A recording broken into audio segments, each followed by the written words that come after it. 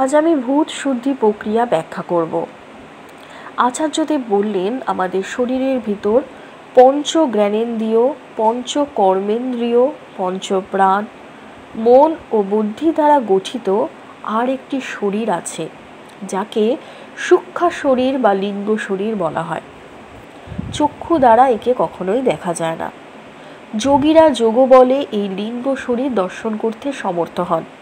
এই লিঙ্গ শরীরকে শোধন করার প্রক্রিয়ার নাম ভূতশুদ্ধি। আমি প্রথমে তোমাদের মানব দেহস্থিত পঞ্চা জ্ঞানেন্দ্রিয়, পঞ্চকর্মেন্দ্রিয়, পঞ্চপ্রাণের পরিচয় দিচ্ছি। শোনো তোমরা। লিঙ্গ শরীর গঠন উপাদানের পঞ্চ জ্ঞানেন্দ্রিয় হল চক্ষু, কর্ণ, নাসিক, জিহ্বা এবং ত্বক। এগুলির দ্বারা আমরা পৃথিবীর রূপ, রস, গন্ধ, শব্দ, স্পর্শ, ভোগ অনুভব করি। পঞ্চকর্মেন্দ্রিয় হল বাক, পানি, পাদ, বায়ু ও উপস্থ। এই পঞ্চকর্মেন্দ্রিয় সংযত করে যোগীরা কর্মযোগে রত হন। মানব শরীরে পঞ্চপ্রাণ অবস্থিত। এই পঞ্চপ্রাণগুলি কি এবং মানব শরীরে এরা কি কি কাজ করে আমি তোমাদের সে কথা বলছি। 1 নম্বর, প্রাণ। শরীরের কণ্ঠ থেকে হৃদয় পর্যন্ত যে বায়ু কাজ করে তাকে প্রথম প্রাণ বলা হয়। এই প্রাণ নাসিকাপথ, স্বরযন্ত্র, বাক ইন্দ্রিয়, অন্ননালী, শ্বাসতন্ত্র, ফুসফুস এবং হৃদয়কে ক্রিয়াশীল রাখে এবং শক্তি প্রদান করে। Number 2, upon. নাভির নিচ থেকে পায়ের আঙুল পর্যন্ত যে বায়ু কাজ করে তাকে অপান বলে। এই অপান বায়ু তলপেট থেকে পায়ের আঙুল পর্যন্ত অঙ্গ প্রত্যঙ্গকে ক্রিয়াশীল রাখে। নাম্বার 3, উদান। কণ্ঠের উপর থেকে মস্তক পর্যন্ত যে বায়ু কাজ করে তাকে উদান বলে। কণ্ঠের উপরের অঙ্গ যথা নেত্র, নাসিকা এবং মুখমণ্ডলকে তেজ ও আভা প্রদান করা এই বায়ুর কাজ। এছাড়া উদান বায়ু মস্তিষ্ককেও ক্রিয়াশীলতা প্রদান করে। নাম্বার 4, সমান। হৃদয়ের নিচ থেকে নাভি পর্যন্ত শরীরে যে বায়ু কাজ করে তাকেই সমান বলে। হৃদয়ের নিচ থেকে নাভি পর্যন্ত যকৃৎ, অন্ত্র, প্লীহা এবং অগ্নাশয় সমেত সম্পূর্ণ পাচনতন্ত্রের আভ্যন্তরীণ কার্যপ্রণালীকে এই বায়ু নিয়ন্ত্রণ করে। নাম্বার 5 এবং শেষ, ব্যান। ব্যান প্রাণ সমস্ত শরীরের ব্যাপ্তি থেকে শরীরের সব গতিবিধিকে নিয়মিত নিয়ন্ত্রণ করে।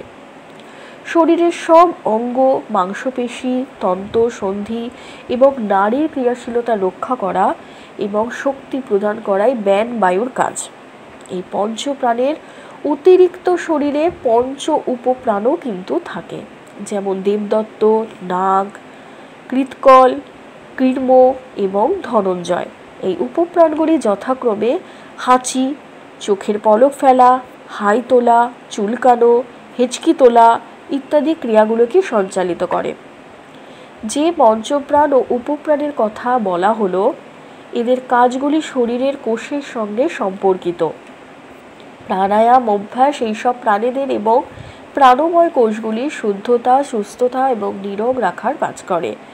যে যোগী প্রাণের এই কাজগুলি সম্বন্ধে সম্যক অবহিত হয়ে প্রাণায়াম অভ্যাস করে সে দেহের সমস্ত কোষগুলিকে সাধনার উপযুক্ত শুদ্ধ ও সুস্থ রাখতে সমর্থ হয়। যোগীগণ ভূতশুদ্ধি যোগের দ্বারা লিঙ্গ শরীর শোধন করে কুলকুণ্ডলীকে জাগ্রত করেন। এখানে উল্লেখযোগ্য যে বাবা লোকনাথ নাগ উপপ্রাণ নিয়ন্ত্রণে উৎকর্ষতা লাভ করে চোখের পলক না ফেলে তাকিয়ে থাকতে পারতেন।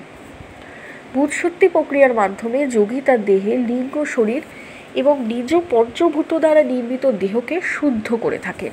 এটি একটি অনন্য যৌগিক প্রক্রিয়া।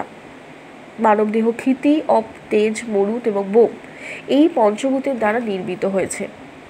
এখানে ক্ষিতির অর্থ মাটি, পৃথিবী। অপ এর অর্থ জল, তেজ এর অর্থ শক্তি, আলোক, শুক্র, রেত। মরুত অর্থ হচ্ছে দেবতা, বায়ু, বোম অর্থ আকাশ, জল, নভমণ্ডল। ভূতশুদ্ধি প্রক্রিয়ার মানবদেহের উপাদান এই পঞ্চভূতকে মস্তস্কৃত পরমাত্মার সঙ্গে সংযোগ করা হয়। ধন্যবাদ।